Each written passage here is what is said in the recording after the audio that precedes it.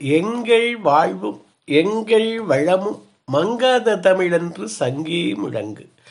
அன்பர் பணி செய்ய என்னை ஆளாக்கி விட்டுவிட்டால் இந்த நிலை தானே வந்தெய்தும் பராபரமே.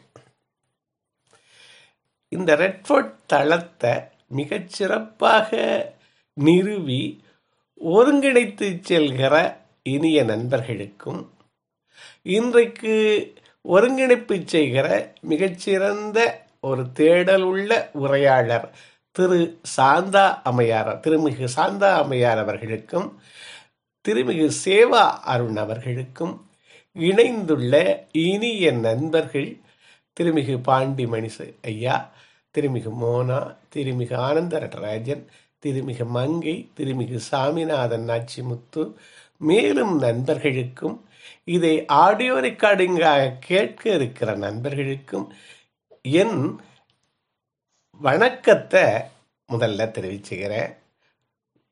இனிய பொங்கல், காணும் பொங்கல் நாளில் உங்களோடு உரையாற்றுவது மகிழ்ச்சி. இன்றைக்கு நான் ஒரு சிறந்த ஞானி, அரசனாக இருந்து ஞானியாக மாறிய பர்த்ருஹரி என்கிற அந்த ஞானியினுடைய நூல், அவர் 3 நூல்கள் எழுதியிருக்காரு. வைராக்கிய சதகம், நீதி சதகம், சிருங்கார சதகம் என்று 3 நூல்கள். சதகம்னா 100, உங்களுக்கு தெரியும். 3 100 பாடலில் அவர் பாடல் மாதிரி எழுதியிருக்காரு. இங்கே நான் படித்த நூல் நல்லி குப்புசாமி செட்டியார் அவர்கள் தொகுத்த நூல். அதில் செய்தியாக அது இருக்கு. இந்த பர்த்ருஹரியை பற்றி இங்கே தமிழகத்திலேயும் ஒரு கதை இருக்கிறது, வட இந்தியாவிலேயும் கதை இருக்கிறது. இங்கே பத்ரகிரி அப்படின்னு அழைக்கிறாங்க. பட்டினத்தாருடைய வாழ்வோட சம்பந்தப்பட்டது அந்த பத்ரகிரி அவர்களுடைய மகானுடைய சரித்திரம். அங்கே உசைனி நாட்டினுடைய உசைனில் ஆட்சி செய்கிற பர்த்ருஹரி, அவருக்கு முன்கதை, நீண்ட கதை, அது சொல்வதற்கு நேரம் இல்லை. நேரம் நமக்கு குறிப்பிட்ட நேரம். நம்ம அந்த நூலில் என்ன சொல்லியிருக்கிறது அப்படிங்கிற இங்கே பகிர்ந்துக்கிறேன். அதாவது இந்த பர்த்ருஹரிங்கிற அரசன் நாட்டை மிக சிறப்பாக ஆண்டுக்கிட்டு வர்றான். குடிமக்கள் எல்லாம் நல்ல வாழ்க்கை வாழ்கிறாங்க. அவனுடைய அரசி மோகனாங்கி. அவளுடைய பேருக்கு ஏற்ற அந்த மோகனத்திலே அவன் மயங்கியும் கிடக்கிறான். இந்த சமயத்தில் ஒரு முனிவர் அவனுக்கு எங்கேயும் கிடைக்காத ஒரு மாதுளங்கனியை கொடுக்கிறார். மாதுளம் பழம் மிகச்சிறந்த பழம்ங்கிறாங்க. அந்த காலத்துல எல்லாம் நம்ம பார்த்துருக்கோம், அதில் முத்து குறைச்சலாக இருக்கும், வெறும் சதையாக இருக்கும்.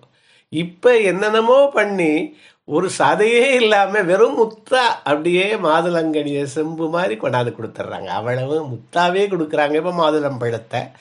அந்த சிறந்த மாதுளங்கனியை அரசன்கிட்ட கொடுத்தாரு அந்த முனிவர்.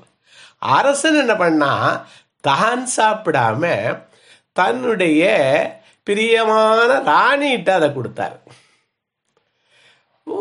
ஒரு நாளுக்கு அப்புறம் ஒரு பணிப்பெண், இந்த வீடை கூட்டுற பணிப்பெண், அவ தலையில ஒரு கூடை சுமந்துக்கிட்டு போறா. சாணம், குதிரை சாணம் அதுகளெல்லாம் இருக்கு. அதில் அந்த குப்பையை கொட்டுறதுக்கு போறான்னு வச்சுங்களேன். அதுக்கு மேலே இந்த மாதுளங்கனி இருக்கு. இவர் உப்பரிகையிலிருந்து பார்க்குறாரு, அந்த மாதுளங்கனி என்னடா வித்தியாசமாக இருக்கேன்னு பார்க்குறாரு. ஆளை விட்டு பிடிச்சிட்டு வர சொல்கிறாரு. இந்த கடி எப்படி வந்துச்சுன்னா, நடுங்கி போய் குதிரைக்காரன் கொடுத்தான், குதிரலாயத்தில் இருக்கவன் குதிரைக்காரன் கொடுத்தான்னு சொன்னாங்க. குதிரைக்காரனை பிடிச்சிக்கிட்டு வர சொன்னார். இதை அந்த ராணி கொடுத்தா. அவளுக்கு இவன் இந்த குதிரைலாயத்தில் இருக்கவன் மேலே ஒரு மயக்கம், அவனோடு அவள் தொடர்பு கொடுத்தான்னு சொல்கிறாரு. இவருக்கு அப்படி அப்பவே மனசு உடஞ்சிருச்சு. இது என்ன வாழ்வுன்னு நினச்சார். நம்ம ஒன்று மேலே இவ்வளவு வச்ச ஆசை, அவன் எவன் மூலையை வச்சா அவன் ஒரு கூட்டுறவை மேலே கொடுக்க போகுது. இது என்ன வாழ்க்கையை நினைச்சாரு? வாழ்க்கையை வெறுத்துட்டார். வெறுத்துட்டு பல ஞானத்தை தேடி துறவியாக அலைகிறார். அவர் எழுதுறாரு 3 புத்தகங்கள்: வைராக்கிய சதகம், நீதி சதகம், சிருங்கார சதகம். அவர் அந்த குடும்ப வாழ்க்கையை வர்ணிக்கிறது நம்ம திருக்குறளுடைய இன்பத்துப்பாலுக்கு இணையானது, மிகச்சிறப்பாக வர்ணிக்கிறார். அதே மாதிரி நீதி சதகம் அது நமது அறத்துப்பாலுக்கு நிகரானது. இந்த வைராக்கிய சதகம்ங்கிறது நமக்கு எதையும் நம்ம ஒரு பிடிப்பு வேணுங்கிறோம், வைராக்கியம் வேணுங்கிற. வைராக்கியங்கிற சொல்லு வட சொல்லா இருந்தாலும் நம்ம தமிழ் சொல்லாவே அது மாறிடுச்சு, நம்ம பயன்படுத்துகிறோம். எதுலேயும் ஒரு வைராக்கியம், திட சித்தம்னு சொல்கிறாங்க, அது வேணுங்கிறது. 100 பாடல்கள் மிகச்சிறப்பான. நமது பத்திரகிரியாருடைய வாழ்க்கை எப்படின்னா, அவரும் அரசன், பேரரசன்.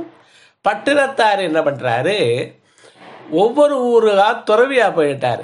காதற்ற ஊசியும் வாராதுகான் கடைவழிக்கே. அவருக்கு ரொம்ப நாளாக பிள்ளை இல்லை. பிள்ளை இல்லாத போது சிவனை வேண்டுகிறாரு. சிவனே ஒரு மரத்தடியிலே குழந்தையாக உருவாகிறான். அவனை ஒரு வைதிக தம்பதியர் எடுத்து வச்சிருக்காங்க. இவர் கனவில் அங்கே நான் உனக்கு தோன்றி இருக்கேங்கிறாரு. மரத்தடியிலே அவன் பிறந்ததால அவன் மருதவாணன் அவர்களிடமிருந்து ஒரு தத்து வாய்க்கிறார். அந்த மருதவாணனை சீராட்டி வளர்க்கிறாரு. அவன் இதுக்கு எல்லா கல்வியெல்லாம் கற்கிறான், எல்லாம் பண்ணுறான். அவன் என்ன பண்ணுறான், அவன் அந்த காலத்து மரபுப்படி, வணிக மரபுப்படி வெளிநாட்டுக்கு கொண்டு விற்க செல்கிறான். கொண்டு விற்றல் அதற்கு செல்கிறான். இவன் கொண்டு போன சாமானை கொண்டு போய் விற்று அங்கேருந்து பொருள் கொண்டு வர்றது. அப்படி வர்ற போது அவங்க மற்றவங்களெல்லாம் பொண்ணும் மணியும் கொண்டாடுறாங்க.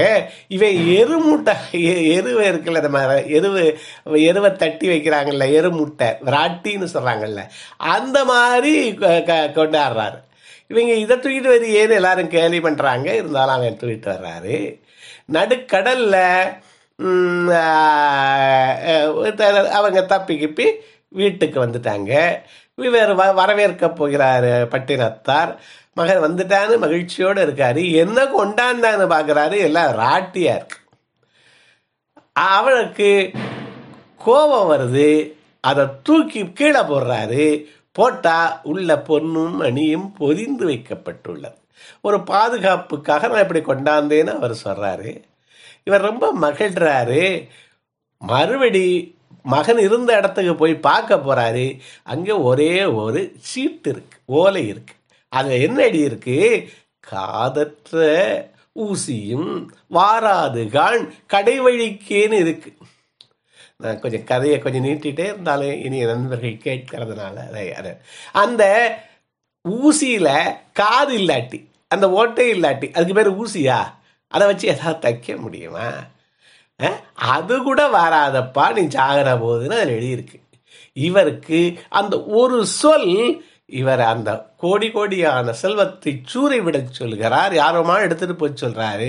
கோவணாண்டியாக பட்டினத்தாராக புறப்படுகிறார். இப்படி பல சித்துக்கள்லாம் விளைவிக்கிறாரு. ஊர்களுக்கு ஒவ்வொரு ஊராக போய் இந்த மன்னன் பத்திரகிரி வாழ்கிறார் அந்த நாட்டுக்கு போறாரு. நாட்டினுடைய எல்லையில் ஒரு பிள்ளையார் கோயிலில் அவர் தியானத்தில் இருக்கார். அப்போ அரசாங்கத்தில், அதாவது அரண்மனையில் கொள்ளையடிச்சதை கொள்ளைக்காரர்கள் கொண்டாடுறாங்க பணத்தை. அந்த போகிற போது அவங்க பிள்ளையார்ட்ட வேண்டிட்டு போனாங்களாம்.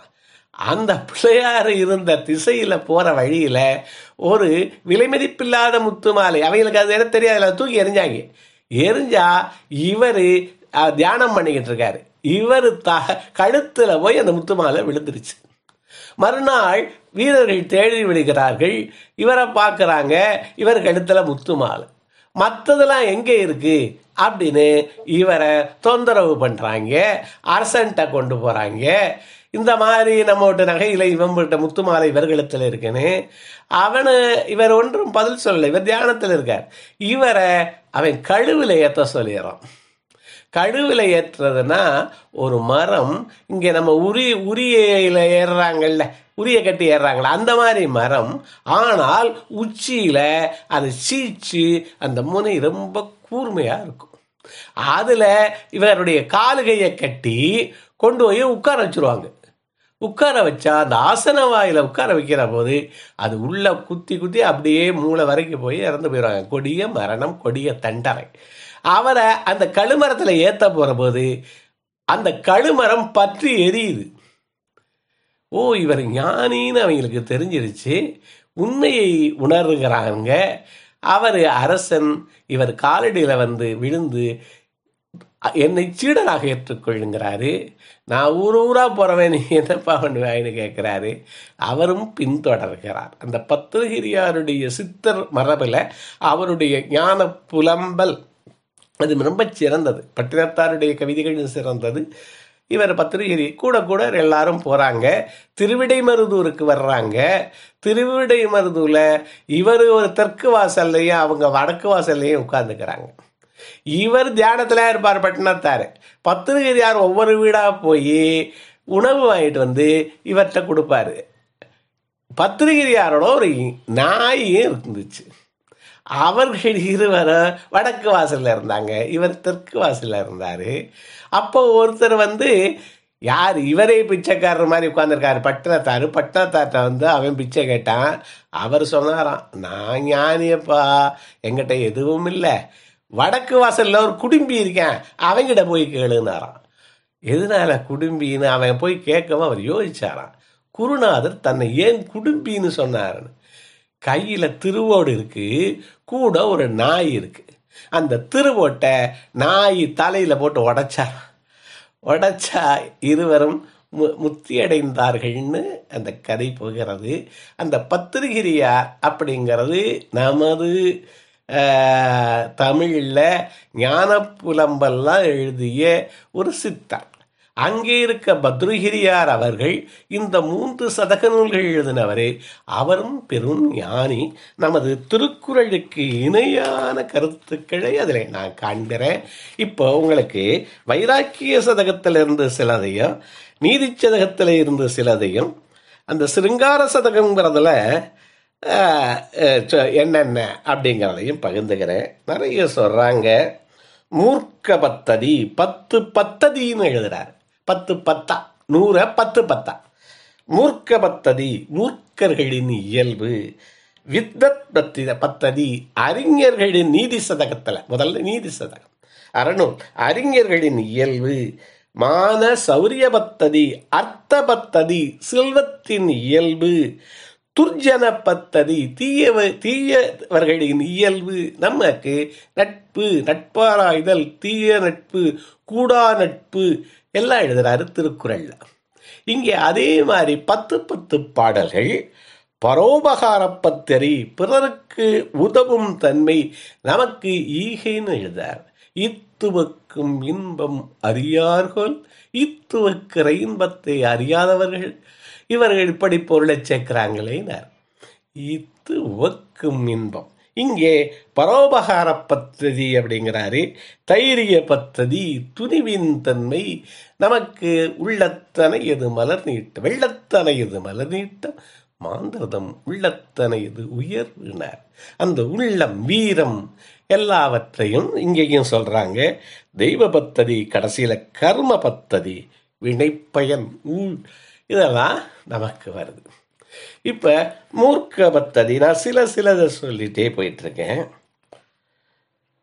முதலை வாய்க்குள் போன ரத்தனத்தை மீட்டுடலாமா, கடலையும் நீந்தி கடந்துடலாமா, பயங்கரமான பாம்பை தலையில மலர் மாதிரி அணிஞ்சுக்கலாமா.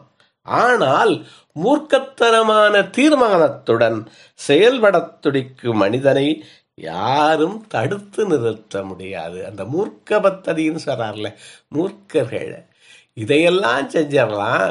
ஒரு முடிவோடு இருக்கான் பாருங்க.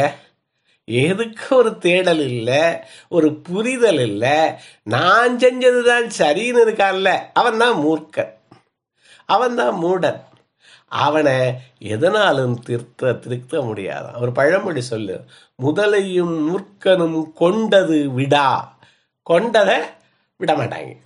அவன் நான் சொன்னதான் சரி, கடைசி வரைக்கும் சரி, சாகிற வரைக்கும் அவன் தான் சரி, அவனை திருத்த முடியாது.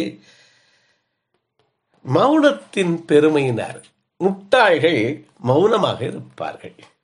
மௌனம் நல்லதே, அதனால் தங்கள் மௌடீகத்தை மூடர்கள் மறைத்துக் கொள்கிறார்கள். அறிஞர்கள் மத்தியில் மூடர்கள் மௌனமாக இருப்பதே மேல்னார். திருக்குறள் சொல்லுது, நனி நல்லரா கல்லாதவரும் நனி நல்லர். நல்லர் நவே நல்லவே, நனி நல்லர்னா ரொம்ப நல்லவே. யாரு? கல்லாதவே. எப்ப? கற்றவர் முன் சொல்லாதிருக்க பெறின். நான் நல்ல அவையில் இப்போ இனிய நண்பர்கள்லாம் நினைந்திருக்கு. உங்கள்கிட்ட வாயை திறக்காத வரைக்கும் என்னுடைய அறியாமை வெளிப்படாதுல்ல அப்படிங்கிறார். அதுக்காக மௌனமாகவே இருக்கணும்னு இல்லை, அந்தந்த இடங்களில் நம்ம பார்த்துக்கணும். ஒரு சபையில் நமக்கு தெரியாத விஷயத்தை சொல்ல புகக்கூடாது அப்படிங்கிறது மாதிரியும் அதையெல்லாம் அது மௌனம் சிறந்ததுங்கிறார். விவரம் அறியாதவர்கள் தங்களுக்கு எல்லாம் தெரிஞ்சது போல பண்ணுவாங்களாம். விவரம் தெரியாதவங்க தங்களுக்கு எல்லாம் தெரிந்தது போல் காட்டிக் கொள்வார். நானும் அப்படித்தான் இருந்தேன், ஆனால் அறிஞர்களிடம் பழக நேர்ந்திருந்த போது எனக்கு அதிகம் தெரிந்திருக்கவில்லை என்பதை புரிந்து கொண்டேன். நானும் அப்படித்தாப்பா இருந்தேன். இது மாதிரி சத் சங்கம்னு சொல்றோம்ல, இந்த மாதிரி ஒரு நல்ல இடங்களில் நான் பழகாத வரைக்கும் நான் என்ன நினச்சிக்கிட்டு இருந்தேன், நானும் பெரிய விவரம் மாணவன் தான் நினச்சிக்கிட்டு இருந்தேன். ஆனால் எல்லாம் தெரியும்னு நான் நினச்சிக்கிட்டு இருந்தேன். அரிதொரும் அறியாமை கண்டற்றால் சொன்னிச்சு திருக்குறள். அரிதொரும் அறியாமை கண்டற்றால் அம்மா சரி, அந்த என்னுடைய மனைவி நான் தழுவுகிற போதெல்லாம் எனக்கு புத்தம் புதிதாக இருக்கிறது. புத்தம் புதிய புத்தகமே மாதிரி இருக்கு எனக்கு. நான் அறிகிற போதெல்லாம் இவ்வளவு நாள் அறியாதிருந்தேனே அப்படிங்கிற ஒரு உணர்வு ஏற்படுது. ஆனா இவன் எல்லாம் தெரிஞ்சவங்கிற என்ன சொல்லுவேன், நான் எனக்கு எல்லாம் தெரியுமே. இவர் என்ன சொல்றாரு, அறிய அறிய அறியாமை தோன்றுகிறது, அரிதொரும் அறியாமை கண்டற்றால்னாரு. இங்கே அது மாதிரி விவரம் அறியாதவர்கள் தங்களுக்கு எல்லாம் தெரிந்தது போல் காட்டிக்கொள்வார்கள். நானும் அப்படித்தான் இருந்தேன், ஆனால் அறிஞர்களிடம் பழக நேர்ந்த போது எனக்கு அதிகம் தெரிந்திருக்கவில்லை என்பதை நான் அறிந்து கொண்டேன். இன்னொன்று, இந்த மூடர்களை பற்றி திருக்குறள் சொல்லதான், அவனுடைய நட்பு ரொம்ப நல்லதான். பெரிது இனிது பேதையர் கேண்மை. என்ன? பெரிது இனிது பேதையர் கேண்மை. எப்ப? பிரிவின்கண் பீழை தருவது ஒன்றில். பிரிஞ்சு போற போது வருத்தம் ஏற்படாதுன்னுச்சு. இப்போ நல்ல இனிய நண்பர்கள், நீங்கள் எல்லாம் ஒரு பழக்கத்தில் இருக்கீங்க, ஒரு உறவாக இருக்கிறீர்கள். நீங்கள் இப்போ லெஃப்ட்னு ஒரு நண்பர் போட்டால் எனக்கு வருத்தமாக இருக்கு. அப்போ இது விவரம் தெரியாமல் இருந்தால் லெஃப்ட் போடுறாங்க அப்படின்னா ரொம்ப இதாக ஆகலாம். அவர் என்ன சொல்றாரு, பெரிதினிது பேதையர் கேண்மை பிரிவின்கண் பீழை தருவது ஒன்று இல்லைனார். அது மாதிரி இந்த மூடர்களை பற்றி, அறிஞர்களை பற்றி, இதற்கு மறுதலை என்ன? அறிஞர்களோடு சேரணுங்கிறதான் அவர் சொல்றது. பெரியாரை துணைக்கூடல் ஓரளவு தெரிந்து கொண்ட உடனேயே எனக்கு யானையை போல் கருவம் பிடித்து விட்டது. எல்லாம் தெரிந்தவன் என்ற நினைப்பு கண்களை மறைத்து விட்டது. ஆனால் கல்விமான்களோடு பழகியதும் மருந்தினால் நோய் குணமாவது போல என் அறியாமை அகன்றதுனார். மருந்தினால் நோய் குணமாவது போல என் அறியாமை அகன்றதுங்கிறார். பெரியாரை துணைக்கூடல் சொல்றார். எப்படி நம்ம திருக்குறள் சொன்னது, அவங்க என்ன பண்ணுவாங்களாம், உற்ற நோய் நீக்கி உறாமை முற்காக்கும் பெற்றியார் பேணிக்கொள்ளல்னாரு. அவங்க என்ன பண்ணுவாங்களாம், உற்ற நோயை, இதுவரைக்கும் வந்த துன்பத்தை நீக்குவாங்களாம். உறாமை, இன்னும் வராம இருக்கிறதுக்கு வழி சொல்லுவாங்களாம். உறாமை முற்காக்கும் பெற்றியார் பேணிக்கொள்ளல், அவர்களை பேணி வச்சுக்கணுமா நமக்கு. அவர்களை எப்படி பேண முடியும்? இனிய சொற்களால் பேண முடியும், ஒரு மரியாதையால் பேண முடியும், ஒரு மதிப்பு கொடுப்பதால் பேண முடியும். நமக்கு வேற என்ன பெரிய காசு பணமாக கொடுக்க போகிறோம்? இனிய சொற்கள், மதிப்பு, மரியாதையோடு பெரியவர்களை நாம் வைத்து கொண்டால் நமக்கு வந்த நோயை தீர்த்து வராமல் காப்பார்கள் என்று அங்க சொல்லுது. நமக்கு பத்துருகிரியார் என்ன சொல்றாரு, கல்விமான்களுடன் பழகுனா மருந்தினால் நோய் குணமாவது போல என் அறியாமை குணமாகிறது அப்படின்னு சொல்றாரு. நிறைய இந்த மாதிரி பல கருத்துக்கள், ஒன்று ரெண்டு இல்லை. கல்வியை பற்றி ரொம்ப ரொம்ப சொல்றாரு. நமது வெள்ளத்தால் அழியாது, வெந்தனால் வேகாது, வேந்தராலும் கொள்ளத்தான் முடியாது இயலாது, கொள்ளத்தான் இயலாது கொடுத்தாலும் குறையாது. இது விசித்திர உற்றதனை வேற சொல்றாங்க. விவேக சிந்தாமணி சொல்ற பாடல் நான் இப்ப சொன்னது. இங்கே பத்ருகிரியார் என்ன சொல்றாரு, கல்வியா செல்வமா என்ற கேள்வி பலகாலம் கேட்கப்பட்டு வருகிறது. செல்வம் திருடப்படும், துன்பம் தரும், கொடுக்க கொடுக்க குறையும், வெள்ளம் நெருப்பு இவற்றால் அழியும். கல்வியை திருட முடியாது, அழிக்க முடியாது, கொடுக்க கொடுக்க வளரும், குறையாது, அதனால் அது என்றும் அழியாதது அப்படின்னு நீதி அங்க பத்திரி சொல்லுது. நம்ம தமிழ் என்ன சொல்லுது, வெள்ளத்தால் அழியாது, வேந்தனால் வேகாது, வேந்தனாலும் கொள்ளத்தான் முடியாது. இப்ப வேந்தன் எப்படி கொள்றான், இன்கம் டேக்ஸ் போடுறான். டேக்ஸ் போட்டான்னு வச்சுக்கோங்க, அவ்வளவுதான், கொள்ளத்தான் முடியும். வேந்தனாலும் கொள்ளத்தான் முடியாது, கொடுத்தாலும் குறையாது.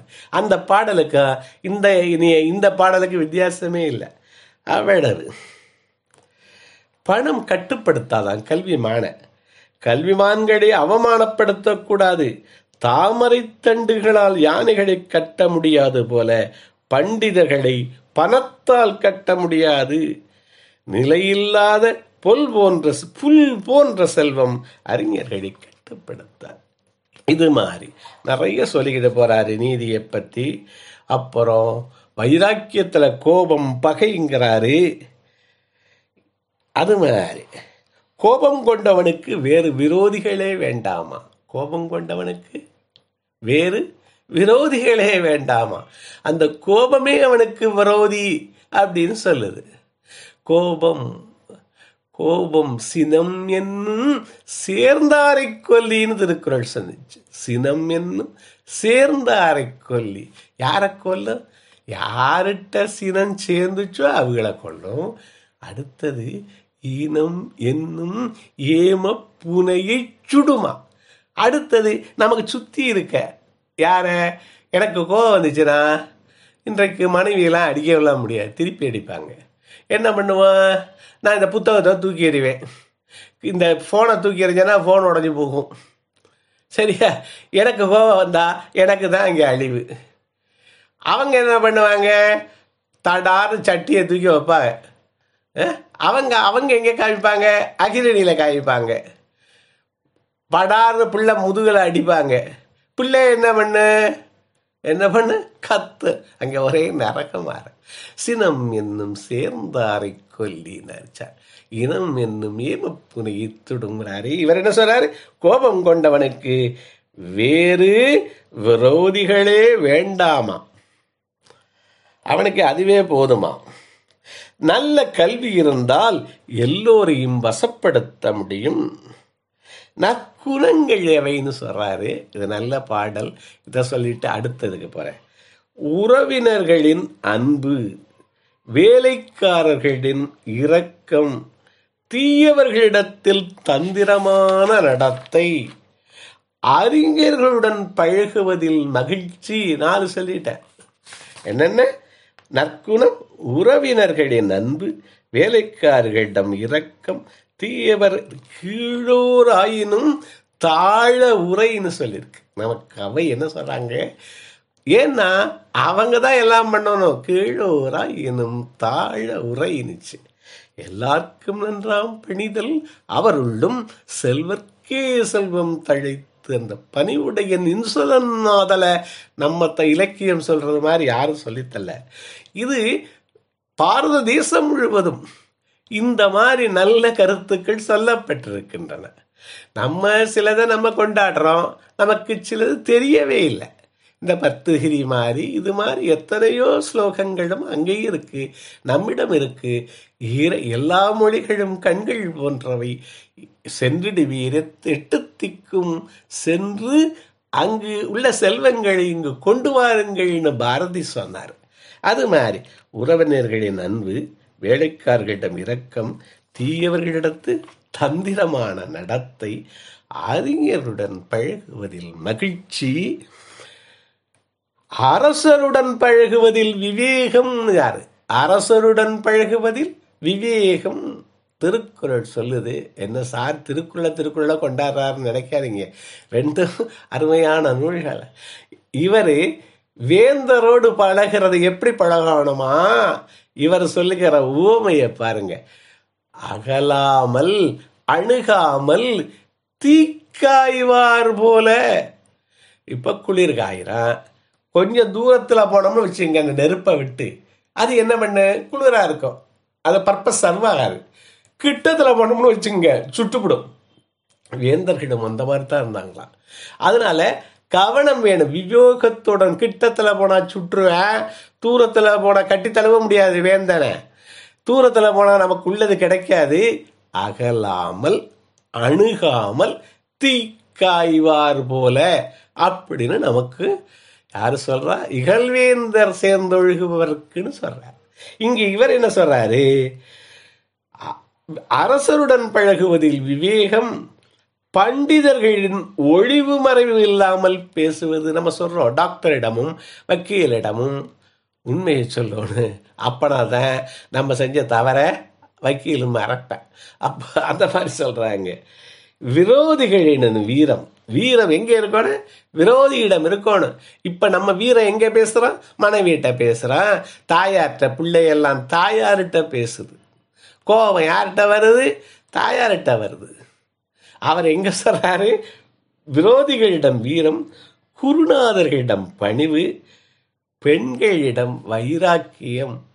அது என்ன நினைக்கிறீங்க? இத ஆகிய குணங்கள் இருந்தால் நல்வாழ்வு நிச்சயம். இந்த பெண்களிடம் வைராக்கியம் அப்படிங்கிறதுக்கு நானே சொல்லிக்கிட்டு இருக்காம நீங்க யாராவது ஒருத்தர் சொல்லுங்களேன். பெண்களிடம் வைராக்கியம்னு சொல்றாரு. என்ன? சும்மா சொல்லுங்க, யாராவது சொல்ல. கொஞ்ச நேரம். சாவித்திரி தேவியா? அவங்க விட அது பெண்ணின் வைராக்கியம். சொல்லுங்க, யார் சொல்றது? சாவித்திரி பெண்ணின் வைராக்கியம். அவங்க வச்ச ஒரு உறுதி அது. விடியாதேன்னு சொன்ன ஒருத்தி, ஒரு புராண பெண் நமக்கு இருக்காங்க. விடியாதேன்னு. சூரியன் எங்கேயாவது விடியாம இருக்க முடியுமா? அது விடியாம இருந்துச்சு. சீதை சொல்கிறாள், கண்ணகி சொல்கிறாள், இவர்களை எல்லாம் சுடாதேங்கிறாள். பாதி பேரை விட்டுட்டு பாதி பேரை சுடுமா தீ? இப்ப வைராக்கியம்ங்கிறது ஆண்களுக்கு சொல்றாரு. பெண்களோடு பழகுற போது ஒரு எல்லை வேணுங்கிறார். பெண்களோடு பழகுற போது அந்த ஒரு எல்லை, அதோட கவனத்தோட பழகுங்கிறார். அது இயற்கை. அது அது அவன் செய்யறதில்ல. அங்கே நாளமில்லா சுரப்பிகள் சொல்றாங்க, ஈஸ்ட்ரோஜன் சொல்றாங்க, என்னமோ சொல்றாங்க. அதனால கொஞ்சம் கவனத்தோட இருங்கன்னு சொல்றாரு. வேற ஒன்றும் இல்லை, கவனத்தோடு இருங்க. பெண்களிடம் வைராக்கியம் ஆகிய குணங்கள் இருந்தால் ஒரு நம்ம நல்வாழ்வு இருக்குங்கிறாரு. நல்ல ஒரு நட்பு சொல்றாரு. ரசவாதிகள் சிருங்காரம், ஹாஸ்யம், காருண்யம், வீரம், ரவுத்தரம், பீபத்சா, அற்புதஞா, சாந்தம் ஆகிய 9 ரசங்களை கொண்ட காவியங்களை படைக்கும் கவிஞர்கள் அழிவதில்லை. அவர்கள் என்றும் நிரந்தரமானவர்கள். நான் நிரந்தரமானவன், எந்த நிலையிலும் எனக்கு மரணமில்லைன்னு கண்ணதாசன் பாடினார். காலா என் அருகே வாடா, நான் ஒன்று சற்றே மிதிக்கிறேன்னாரு. அச்சமில்லை நம்ம பாரதி.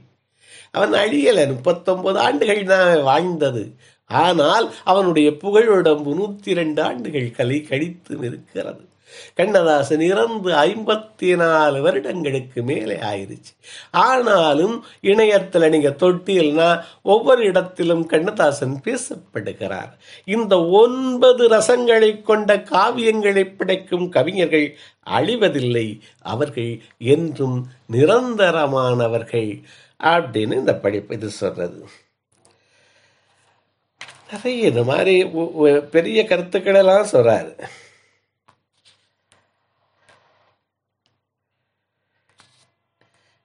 மலரின் விதின்னு ஒன்று சொல்றாரு. செடியில் பூத்த மலர்கள் பெண்களால் சூட்டிக் கொள்ளப்படுகின்றன அல்லது பறிக்கப்படாமல் மலர்ந்த இடத்திலேயே அழிந்து போகின்றன. அதுபோல மனிதர்களுக்கு 2 மார்க்கங்கள் உண்டு. ஒன்று உயர்ந்த இடத்தை அடைந்து பெயரோடும் புகழோடும் இருப்பது, அல்லது இருக்கும் இடத்திலேயே உயிரை விடுவது. எது என்று நாம தான் தீர்மானித்துக் உயர்ந்ததையே நட அறிவும் கௌரவமும். இதே மாதிரி ராஜகுணங்கள் 6 சொல்றார். இன்னைக்கு ராஜா இல்லை, ஆனால் ஒரு இடத்துல இருக்கவங்க இருக்காங்க, உயர்ந்த இடத்துல இருக்கவங்க இருக்காங்க, நிர்வாகத்தில் இருக்கவங்க இருக்காங்க, அல்லது குடும்பத் தலைவன் வச்சுக்கோங்களேன். ராஜான்னா என்ன? தலைவன். குடும்பத்தில் தலைவன் இருக்கான்ல, அவங்களுக்கு 6 கூட சொல்றாரு. 6 பண்புகள். கௌரவத்தை காப்பது, தகிசான்ற சொற்காத்துன்னு சொன்னிச்சு. கௌரவத்தை காப்பது, புகழ் தேடுவது, புகழ் தேடுவது, உயர்ந்த அறிஞர்களை காப்பாற்றுவது, நல்லவர்களுக்கு தானம் செய்வது, நல்ல வழியில் இன்பம் அனுபவிப்பது, அறத்தோடு பொருளித்து இன்பம் அனுபவிக்கணும், நண்பர்களை துயரத்திலிருந்து காப்பாற்றுவது. இந்த 6 இல்லாத மன்னடனம் மக்கள் எப்படி நல்லாட்சியை எதிர்பார்க்க முடியும்? ஒரு நிர்வாகி அவனுக்கு கீழே வேலை பார்க்கிறவனுக்கு ஒரு துன்பம் வந்தா, இக்கட்டு வந்தா, அதுல இருந்து அவனை மீட்கணும். சொந்த வாழ்வில் இல்லை, அந்த அலுவலக வாழ்வில். அதே மாதிரி சொந்தத்தில் இருந்தா அது மாதிரி நிறைய தீய குணங்கள் நிறைய சொல்றாரு. யாருக்கு பகை நிறைய சொல்லிக்கிட்டே போறாரு. இப்போ அடுத்த ஒரு 10 நிமிடங்களில் கிட்டத்தட்ட 30 நிமிடங்கள் பேசிட்டேன். வைராக்கிய சதகம், இப்போ இதுவரைக்கும் நீதி சதகம் தான் இவ்வளவு சொல்லியிருக்கேன். வைராக்கிய சதகம் அது ஆசையா, மனிதனும் இன்பமும் பலதான் சொல்லிக்கிட்டே வர்றார். இப்போ சிருங்கார சதகத்தில் அவர் சொல்லுவதும் நமது வள்ளுவனுடைய இன்பத்துப்பாலும் இணையானவை. வீழ்த்துபவை பெண்களிடம் உள்ள ஆயுதங்களாம். வீழ்த்துபவை இதெல்லாம் கொஞ்சம் விரிவாகவும் பார்க்கணும். சும்மா அதோட சொல்லிட்டு போல, நல்லா யோசிக்கணும். நம்ம எந்த குணத்தை கொண்டிருக்கலாம்னு சொல்றேன் கேளுங்களேன். வீழ்த்துபவை களிப்பு, நாணம், களிப்பு, மகிழ்ச்சி. அந்த பெண்ணுடைய உள்ளத்துல மகிழ்ச்சி இருந்தாதான் அந்த மகிழ்ச்சியை தர முடியும், குடும்பத்துக்கு தர முடியும். அந்த மகிழ்ச்சி இவளே சோகமா அழுது வடிஞ்சுக்கிட்டு இருந்தா அதை கொடுக்க முடியுமா? அதனால முதல் விஷயம் களிப்புன்னு சொல்லுது. 2வது நாணம். நாணம்னா அஞ்ச வேண்டியவதற்கு அஞ்சுவது அஞ்சாமை பேதமைனார். நாணம்ங்கிறது ரொம்ப சும்மா வைக்கப்படுகிறாங்க கோணிக்கிறதெல்லாம் நாணம் இல்லை. ஒரு அறமற்ற செயலுக்கு வருந்துவது நாணம், அதற்கு ஒத்துக்கொள்ளாதது நாணம், பழிக்கு அஞ்சுவது நாணம், கடிப்பு நாணம், அச்சம், அந்த மருள்தல் மானின் வெளியும்பாங்க. அதுல ஒரு மகிழ்ச்சி இருக்கிற போது இவனுக்கு அதை காப்பாற்ற வேண்டும். உளவியல், இதெல்லாம் பெருத்த உளவியல் இருக்கு. அவளுடைய கண்ணில் ஒரு மகிழ்ச்சி இருக்கிற போது அந்த மகிழ்ச்சியை நீக்க வேண்டிய கடமை கணவனுக்கு வருது. மானின் வெளியினாங்க. அப்போ அது என்னவா? அச்சம். ஓரப்பார்வை, கண்ணின் கடைப்பார்வை, காதலியர் கட்டிவிட்டால் மண்ணில் குமரற்கு மாமலையும் ஓர் கடுகாமனுச்சு. மலை இருக்குல்ல, அது கடுகா. எப்ப அவளுடைய கடைக்கண் பார்வை இருந்தா. அவர் இங்க என்ன சொல்றாரு? ஓரப்பார்வைங்கிறாரு, கடைக்கண் பார்வைய. அடுத்தது காதலும் உடலும் கலந்த பேச்சு. பேச்சுல காதலும் ஊடலும் கலந்த பேச்சுனார். கண்ணகிக்கும் மாதவிக்கும் ஒரு வித்தியாசம் சொல்றாங்க. மாதவி விட்டு கோவலன் ஏன் போகலைன்னு முதல்ல அவளோடு ஏன் மயங்கி கிடந்தான்னு இளங்கோவடிகள் பாடுறார். ஊடலும் கூடலும் கோவலர்க்கு நல்கி, அவள் கூடல் மட்டும் நல்கிறாள், இவள் ஊடலும் நல்கினாளா? ஊடுதல் காமத்திற்கு இன்பம், அதற்கு இன்பம் கூடி முயங்க பெரியிருந்தாங்க. ஊடிக்கிட்டே இருக்கப்படாது. நம்ம திருக்குறள் தான் ஊடலுக்கு அளவு சொன்னிச்சு. உப்பு அமைந்தற்றால் புலவி. இப்ப உணவுல உப்பு இல்லைன்னு வச்சுக்கோங்க, அது சப்புன்னு இருக்கும். உப்பில்லா பண்டம் உப்பையிலே. சரி, உப்பு கூடி போச்சுன்னா, ஊடல் கூடிருச்சுன்னா, கடைசியில் பிரிவு, அது பெரும் ஊடலாக போச்சுன்னா, அப்போ ஊடல் தவிர்ந்து கூடுதல். வின் வின் சிச்சுவேஷன் சொல்கிறாங்க. மனைவி தோற்றவர் வென்றார், இங்கே தான் சொல்கிறாங்க. இந்த மாதிரி இப்போ இவர் என்ன சொல்கிறாரு? காதலும் ஊடலும் கலந்த பேச்சு இவை ஆண்களை சம்சார பந்தத்தில் தள்ளுகின்றன. அப்படின்னா என்ன? அவன் விடுதல் அறியா விருப்பினன் ஆகி இருந்தான், கூடவே இருந்தான்ங்கிறது தான் அந்த ஒரு அகமும் புறமும் வாழ்க்கை, தமிழர் வாழ்க்கை. அதுதான் பாரத மரபும் கூட. இப்ப இவை ஆயுதங்களாம், பெண்ணினுடைய ஆயுதங்கள் சொல்றாரு. புருவங்களின் அசைவு. நம்ம இங்கே நிறைய பாடுறாங்க, வில் போன்ற புருவம், நுதல், பெருந்தடங்கண் பிறைநுதலாக்கெல்லாம் என்னவா கம்பன் சொல்லுகிறான். பெருந்தடங்கன், பெரிய கண்கள், விசாலாட்சி, பெருந்தடங்கண் பிறை நுதல். பிறை நுதல்னா நிலவு மாறி நுதல். இவர்களுக்கெல்லாம் கல்வியும் செல்வமும் வந்தால் என்ன வரும்னு சொல்றாங்க கம்பன். பெருந்தடங்கண் பிறை நுதலாக்கெல்லாம் பொருந்து கல்வியும் செல்வமும் பூத்தலால் விருந்தும். வருந்தி வந்தவர்களுக்கெல்லாம் விருந்து. அவள் ஈத்துவக்கும் இன்பம் அவள்கிட்ட இருக்குமா? எப்ப இருக்கணும்? கல்வி இருக்கணும், செல்வம் இருக்கணும்.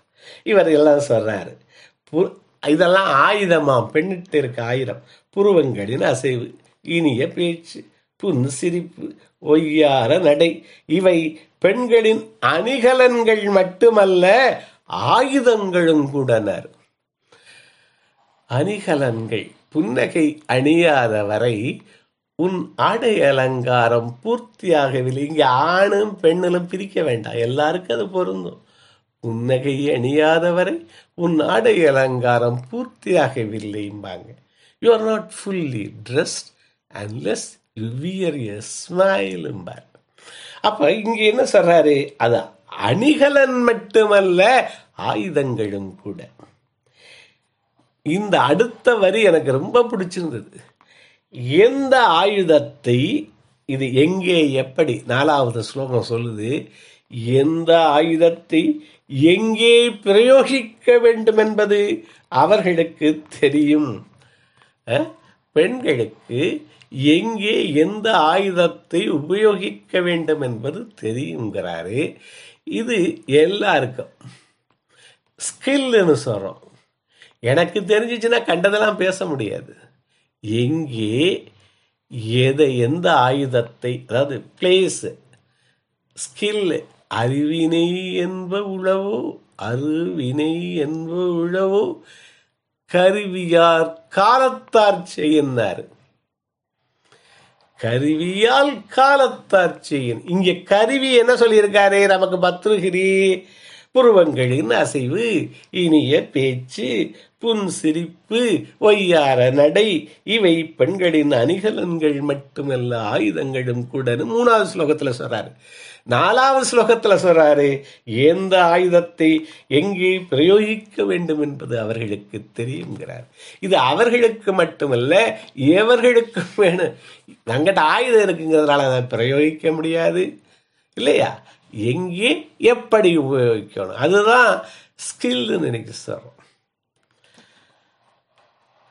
எவை அழகுன்னு ஒரு கேள்வி கேட்கிறாரு 6வது ஸ்லோகத்துல.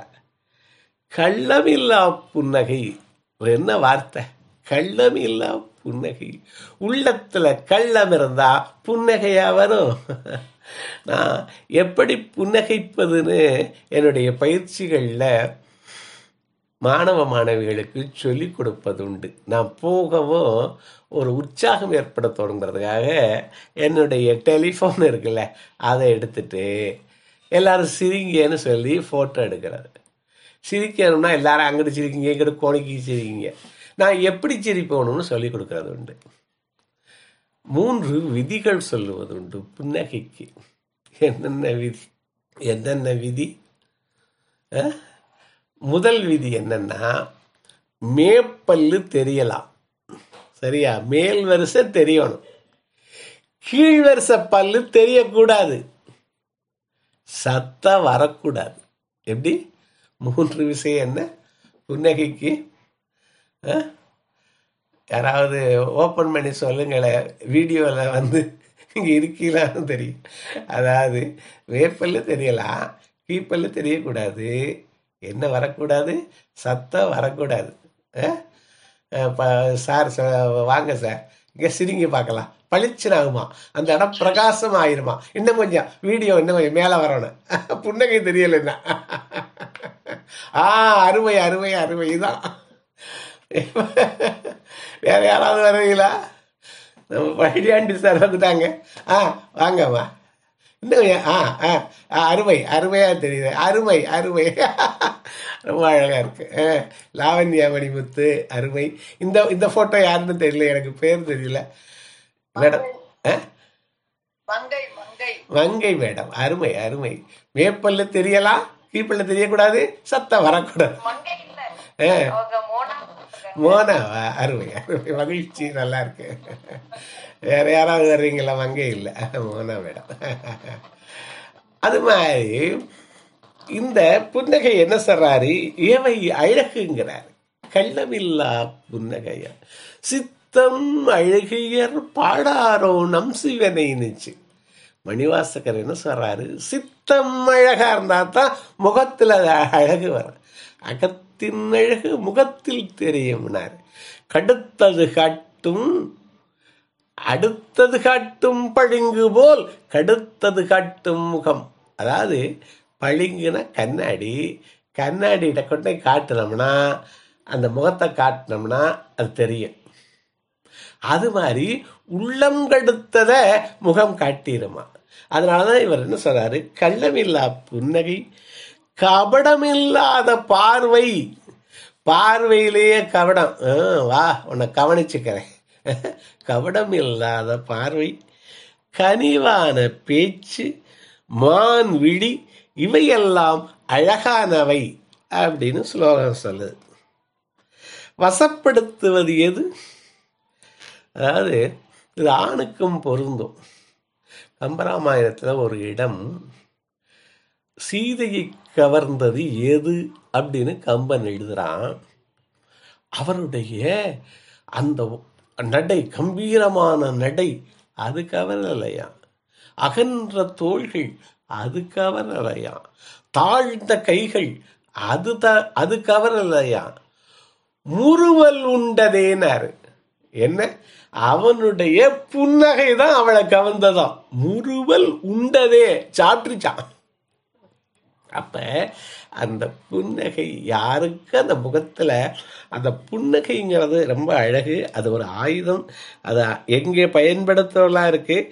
இவர் என்னென்ன சொன்னாரு? அன்னங்கள் நாடும் நடை ஆடும் வளையல்களின் வரிசை, ஒட்டியானத்திலிருந்து எழும் ஓசை, ஓரப்பார்வை கொண்ட இளம்பெண்கள் எவரது வசத்தை இதயத்தையும் வசப்படுத்திக் கொள்வார்கள் அப்படின்னு எழுதுறாரு. நிறைய எல்லாத்தையும் சொல்லிக்கிட்டே போறாரு. இவர்களா பலவீனர்கள்ங்கிறாரு. எந்த ஆணையும் வீழ்த்தவல்ல இந்திரன் முதலானவர்களையும் வெல்பவர்களை பலவீனமானவர்கள் என்று சொல்லலாமான்னு கேட்கிறார். நிறைய இந்த மாதிரி அப்படியே கட்டி வைக்கப்பட்ட கூந்தல் தூண்டுபவை எவை?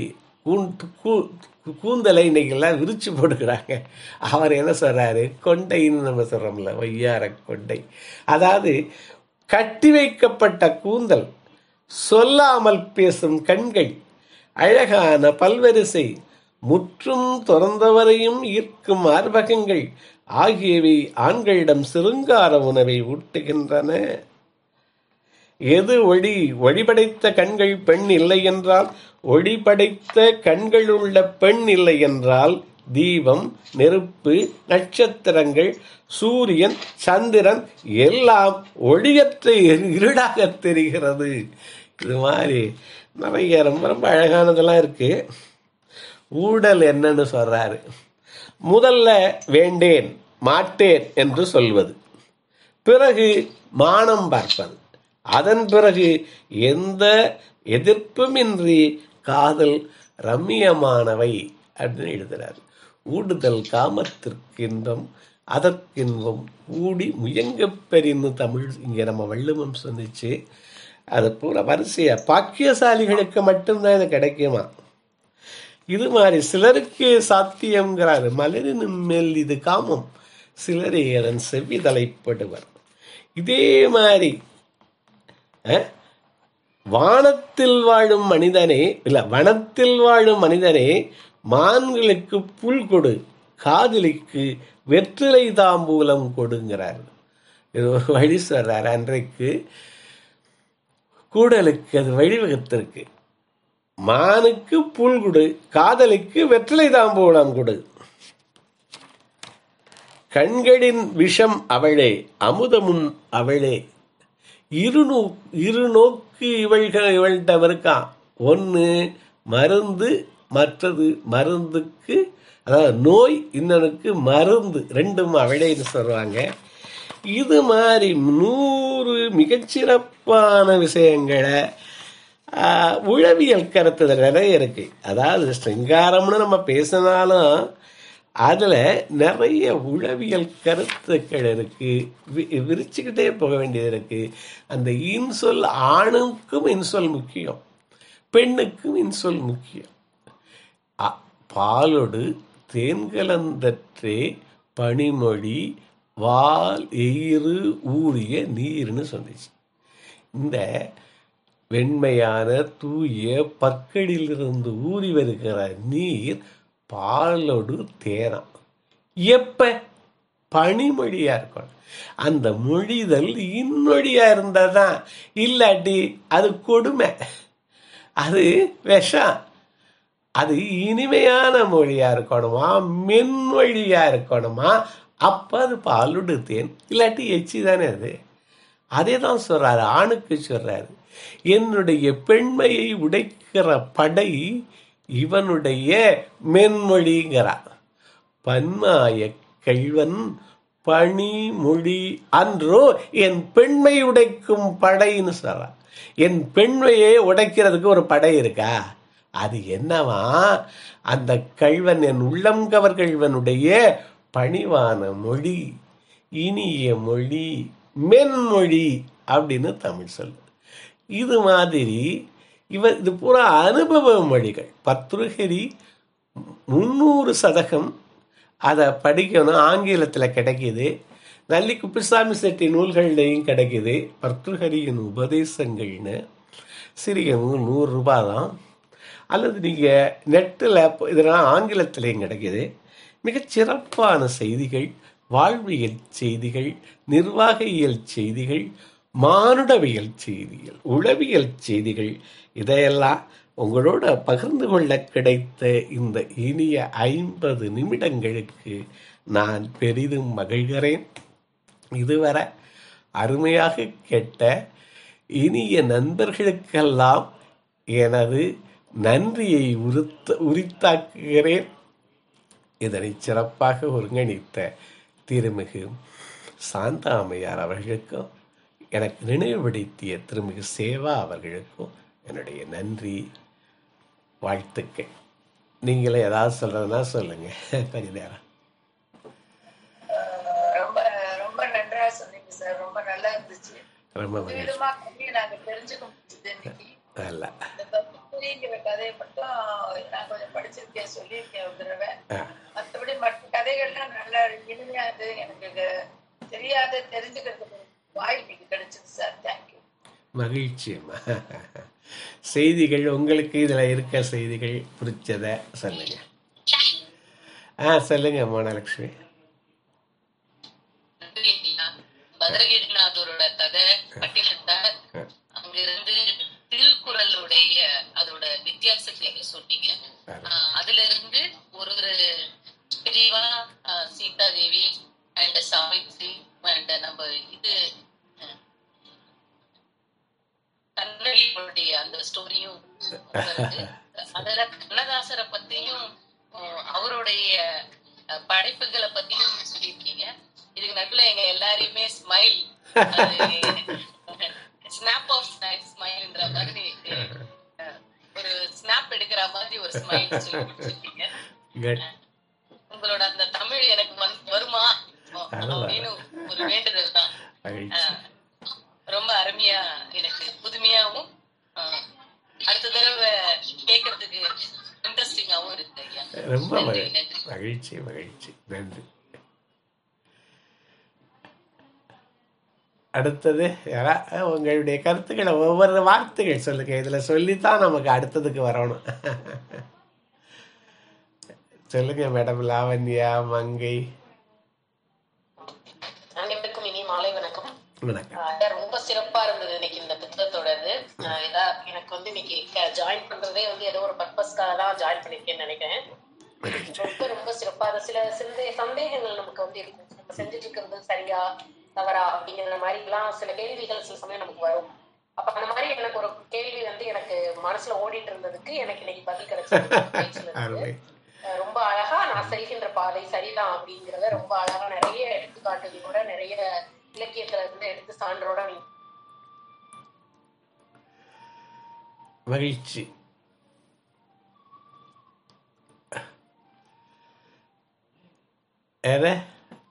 கட்டாயிருச்சா? கேட்கலையே. சரளா மேடம், லேட்டாக தான் வந்தீங்க போல இருக்கு. சொல்லுங்க, ஏதாவது கேட்டீங்களா? பாண்டிமணி சார், கேக்குதா நான் பேசுறது? இணையம் நின்றுச்சா? கேக்குதா? யார்? சாந்தா மேடம், கேக்குதா?